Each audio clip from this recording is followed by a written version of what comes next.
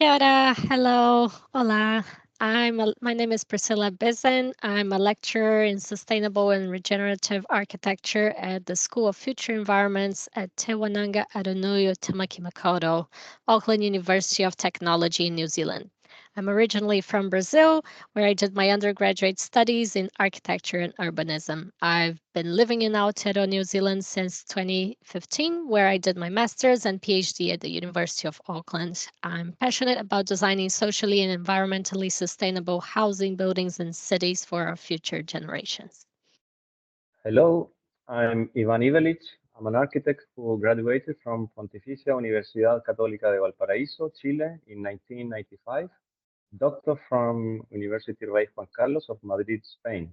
Currently, professor at the School of Architecture and Design, PUCV, in which I am responsible for the collective housing workshop, in which we develop social housing understood as an urban project. This implies the development not only of housing, but also common spaces, green areas, and urban equipment so that they become subcenters of social and cultural development.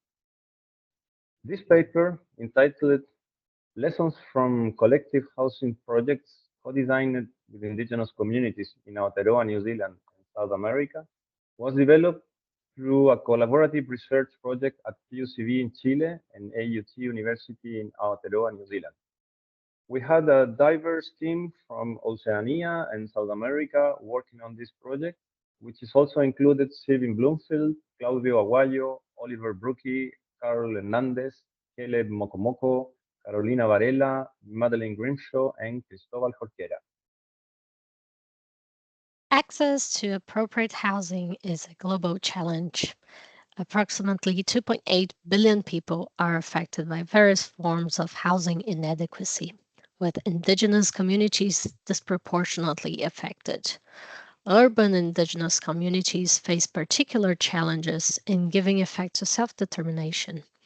Although there is rich cultural diversity amongst Indigenous cultures worldwide, some shared values and ways of living can be identified. Indigenous conceptualizations of home are often relational. They extend beyond the physical environments and focus more on the relationships with people, plants, animals, lands, ancestors, stories, and traditions. These relationships have significant implications on the well being of Indigenous peoples. Looking back in time before colonization, indigenous communities used to live with close connections to nature, to have shared spaces and multi generational relationships in villages. Most housing options after colonization, though, focused on individualization, private properties separated by fences, and living arrangements within nuclear families. Many of the original populations have been displaced from land and forced to live in homes which do not align with their values and traditions.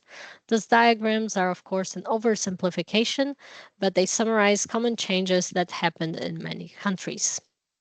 In the last few decades, co housing and shared living projects have been gaining increasing attention.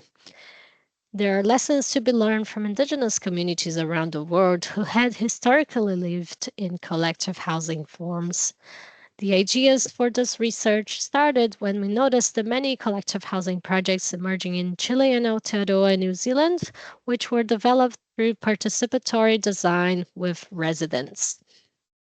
The project aims to understand how indigenous values were included in the design of the selected projects. Also, how is co-design with indigenous communities being applied in collective and social housing projects in Aotearoa, New Zealand, and Chile? And also, what can be learned from the projects in both countries in terms of participatory process of initial design, post-occupancy feedback loops, and innovative digital tools for the inclusion of indigenous value in contemporary architecture? The methodology for this research included a literature review, interviews with designers working on housing projects in both countries, analysis of project documentation, consultation, and feedback. The last stages, still in progress, included post occupancy evaluation by interviewing residents, And we analyzed the data and had collective discussions within the team, which included diverse perspectives from academics and students from Indigenous and non Indigenous heritages. Context of social housing in Chile. In Chile, the current housing deficit exceeds 1 million homes. Social housing for the lower socioeconomic strata is financed through state subsidies equivalent to 37,600 euros for each family.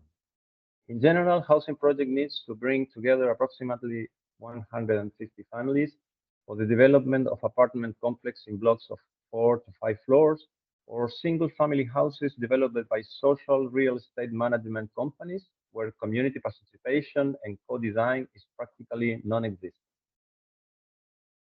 Given the scarcity of resources, social housing is located in the urban peripheries where land values are cheaper, resulting in a significant urban segregation. The poor live in the periphery and the rich in the center.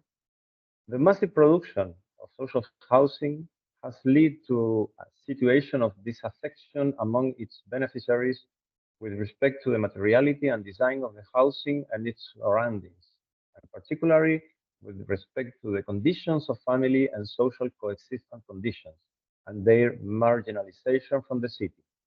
The stock built today is a housing problem, but also a social problem.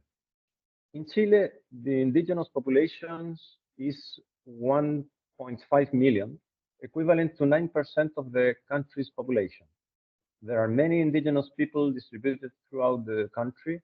However, the Mapuche ethnic group represents 84% of the total. More than 70% of the Mapuche lives in urban areas, mainly in the capital Santiago, 30% of them, and in the southern regions, such La Araucanía, 20%. This is the region of origin of Mapuche people. In general, they find housing solutions in the state programs through subsidies, and as mentioned before, these very standardized and basic solutions do not comply with their ancestral way of life, linked to the land and nature, lacking spaces for the development of the community and its cultural expression. Various socio-historical and cultural processes have influenced the current situation of urbanization of Mapuche people. Among these, they are facing realities such as the Chilean state appropriation of Mapuche ancestral territory, Walmapu, currently exploited by the forest industry, and as a result for this situation, the forced settlement and consequent territorial mobility from the countryside to urban areas. We currently have an armed conflict in the south of the country in which the Mapuche are trying to regain their land by force. The situation of indigenous housing in Chile in general and in urban housing in particular has a very short history. Only in 1999 was the need to implement a culturally relevant housing program for the indigenous population mentioned in the so-called Pact for Citizen Respect. However, given that the housing policy privatized the housing process and it's limited to the provision of subsidies, the development of projects for Mapuche is case by case, and there are not many build cases that are considered exemplary. In Chile, Mapuche families, especially women, are reported to recreate ancestral cultural practice in urban households to enable the articulation of place identity in urban spaces culturally modified after migration. Many of the rituals performed in urban settings, such as appreciation of nature, cultivation of medicine plants, traditional food, and family ngutram conversation, have been transferred from communities of origin to their new urban homes. This cultural transfer and their daily practices have taken hold in urban Mapuche communities, and it's an opportunity to reformulate housing projects with indigenous pertinence and also social housing for Chileans, where important challenges exist yet. It's in this recent context in which housing projects with indigenous relevance have been implemented that we have selected two that we consider exemplary. Ruca houses in the capital Santiago on the typology of single family housing, and Huescar in the region of Valparaíso on the typology of collective housing blocks.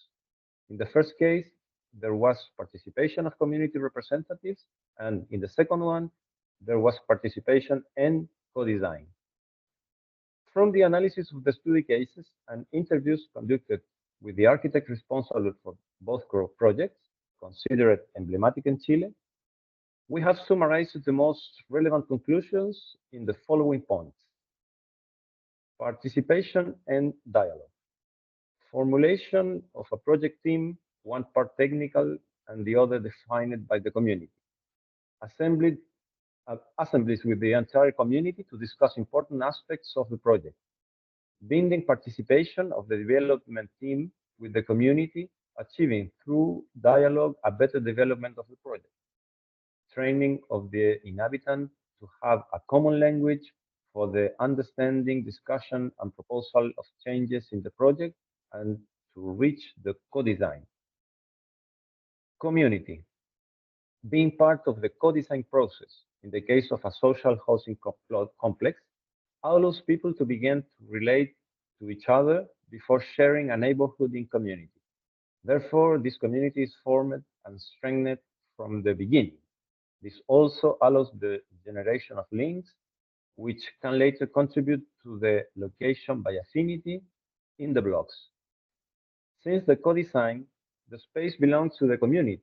A sense of belonging and appropriation is developed, which ensures its development and maintenance, forming the community only of native peoples because the integration of other ways of thinking with diametrically different visions, Chile families, for example, makes community coexistence difficult because they do not share the culture. Cosmovision. It is necessary to design according to the indigenous worldview, having the Kumelkalen or welfare in all aspects of the well-being, physical, psychological, spiritual, and social, consolidating the whole as a space where they can be called, and that becomes the free development of their culture and customs. Aspects of Mapuche cosmovision that influence the design elements. Bathrooms and kitchen should be absolutely separated in two levels, for example. Existence of community and sports facilities, community headquarters and sports courts, access door facing the sunrise east, and windows facing the common spaces on the complex west. Integration of the kitchen, dining room, and living room spaces. There is a spatial and visual connections of these three spaces. Training through workshops with the community and the use of analog plans, drawings, as well as technological, for example, 3D models, methods, should become a common language for community and design team participation. This aspect is particularly important to enable the possibility of co-design. Creation of meeting places, such as social centers, agoras, courts, or parks, where people can meet and where the social organizations present in the complex can develop and strengthen themselves. Project commercial equipment that allows the economic development of families, senior, for example, of the complex through enterprises that contribute with their services to those who live in the complex, as well as the neighborhood where they are located. Take advantage of the qualities of the land in favor of the configuration and layout of the blocks, forming protected centers that have a character for the community to meet.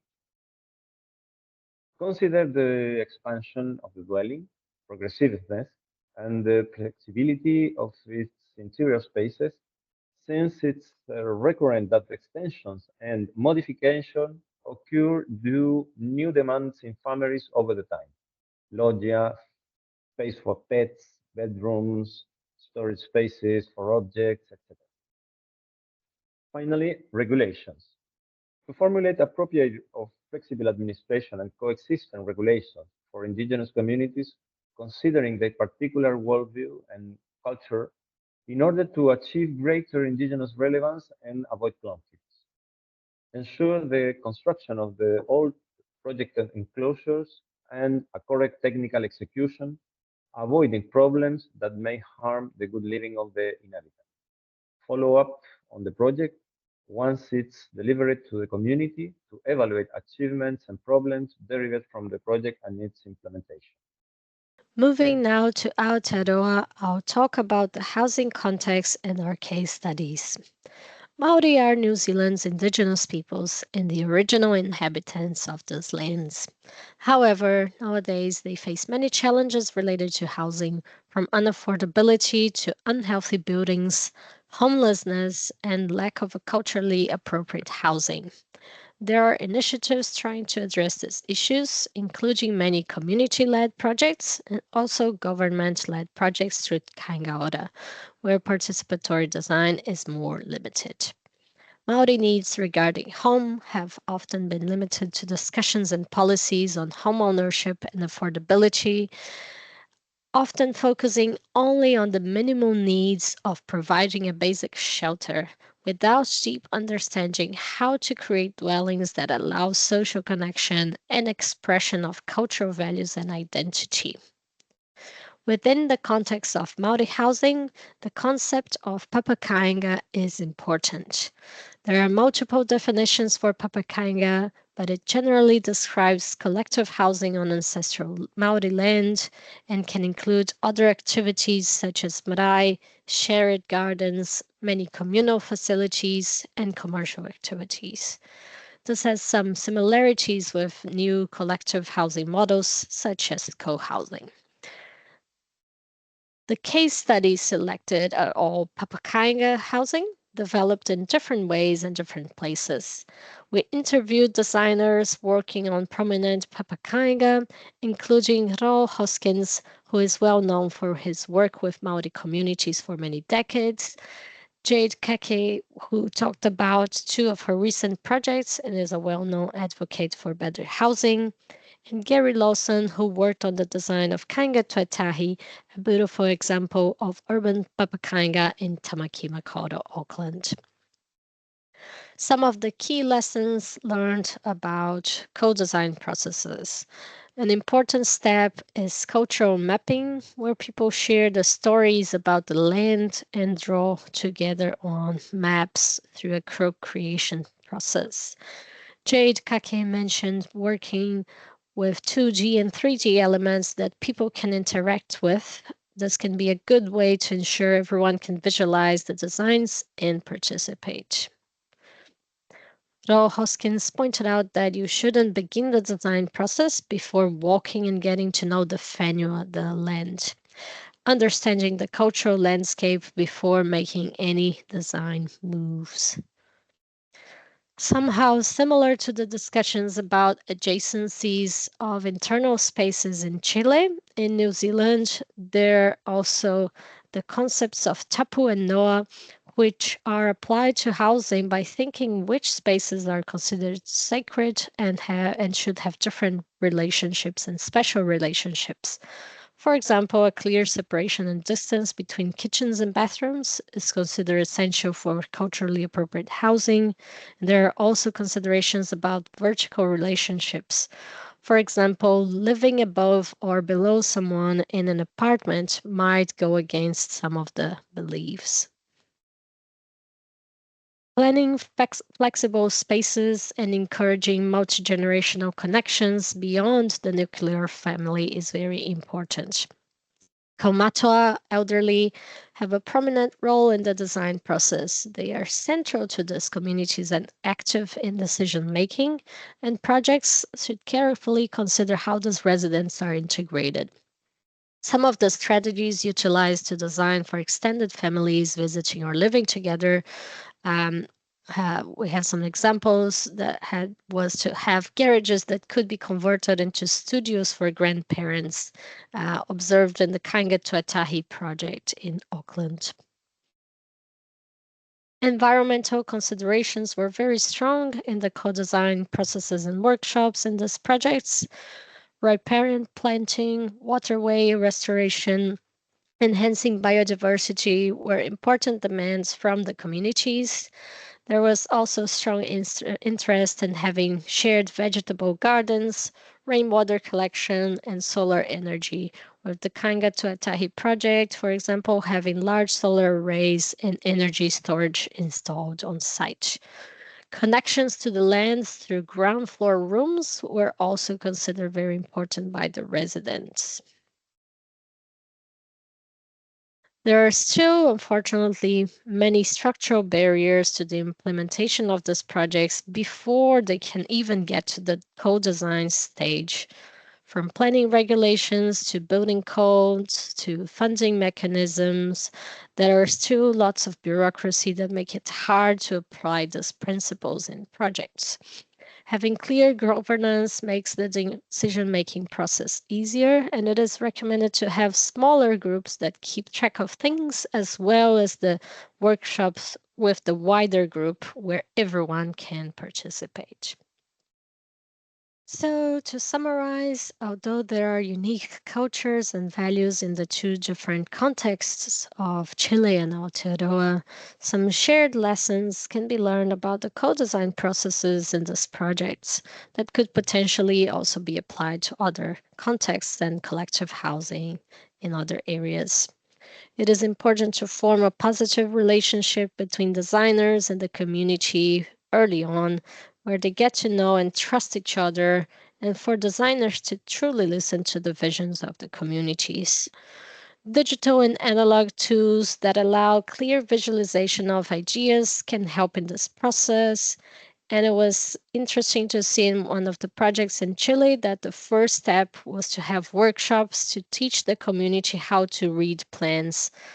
This was done before starting the design so that everyone could understand the drawings.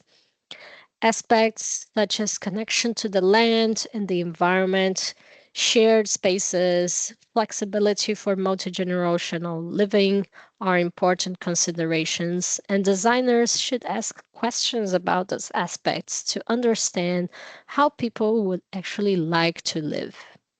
There are so many challenges and barriers to the implementation of these projects, from funding to land ownership structures to building regulations, and we hope that in future governments will provide more support for these communities. Future directions.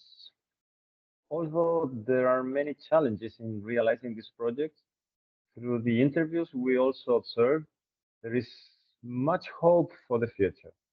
Architect Ro Hoskins, in his interview, mentioned, I think our best papainga have not been built yet. This is my honest opinion. I think some are on the books now. On the other side, architect Eliseo Wencho, Mapuche in Chile, who worked on other type of projects co-designed with communities, said in the article that they have realized that the process of designing intercultural architecture is as important as the final result. The benefits of the co-design process go way beyond the architecture. There is a sense of empowerment of the communities and creation of connections for the people that will be living together for years to come. We believe that some important next steps would also be to have more feedback loops after construction through post-occupancy evaluation. This would allow a more complete co-design process where you learn lessons from residents after buildings are constructed and occupied. The next steps of our research will look at this gap in the knowledge. Thank you for watching this presentation. We would like to thank the designers and the residents who shared their knowledge with us through this research. We acknowledge that this is a very vast topic, and there are many limitations still in our knowledge about this in both countries. And rather than having answers, we are hoping to raise some important questions that designers could be starting to ask to residents about how they would like to live in the future. We would like to thank AUG and PUCV universities for the funding received for this project through the collaboration between our institutions. Thank you very much, and Namihi Nui.